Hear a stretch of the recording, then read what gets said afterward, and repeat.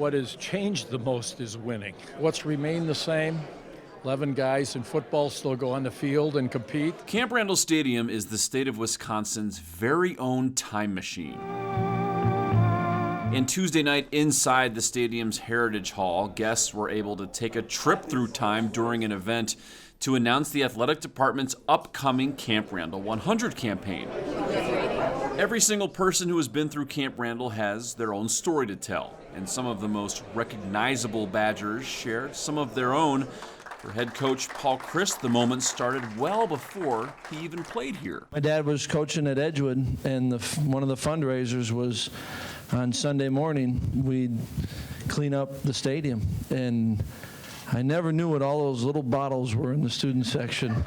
And it always had a different smell to it, but that's, so between sneaking in and picking up the stadium on Sundays, those are my first memories of it. For Barry Alvarez, it was the Dane game back on a November Saturday in 1999. I wanted him to break the record in the context of a regular game, not when you're routing someone.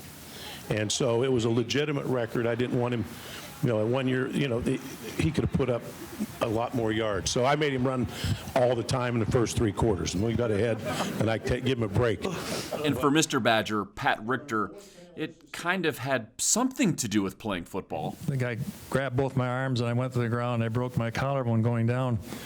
And unbeknownst to me, I forgot that I had given tickets to 2 gals for the game. Unfortunately, they were sitting next to each other.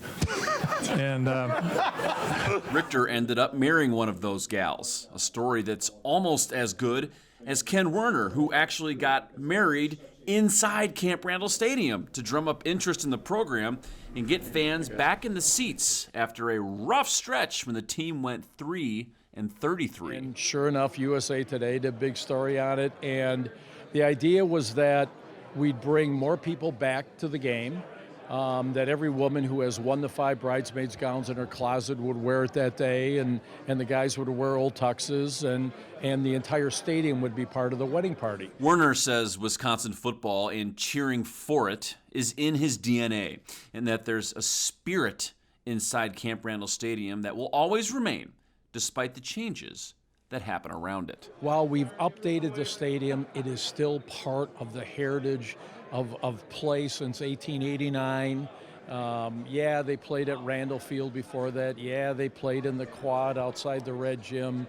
But once the structure got built, I go back to all the guys who have played over the last 100 years. UW will unveil the first of the Camp Randall 100 on May 24th.